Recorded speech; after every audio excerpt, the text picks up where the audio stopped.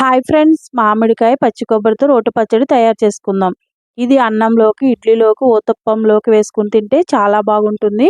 ముందుగా మామిడికాయని తొక్కలు తీసుకుని చిన్న చిన్న పీసెస్గా కట్ చేసుకుని పక్కన ఉంచుకోవాలి.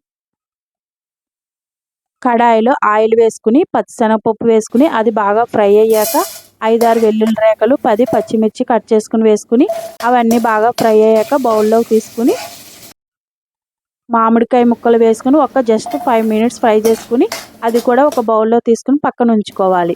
ఈలోపు కొబ్బరికాయను పగలగొట్టి పచ్చి కొబ్బరిని తురుముకున్నాను.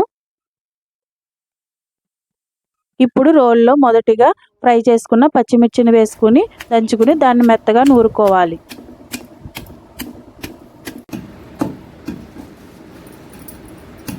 దాన్ని మెత్తగా నూరుకున్న తర్వాత మామిడికాయ ముక్కలు వేసుకుని సరిపడినంత సాల్ట్ వేసుకుని వాటిని కూడా బాగా నూరుకుని తురుముకున్న పచ్చి కొబ్బరిని వేసుకుని చేత్తో బాగా కలుపుకుంటే మామిడికాయ పచ్చి కొబ్బరి రోటి పచ్చడి రెడీ అయ్యింది.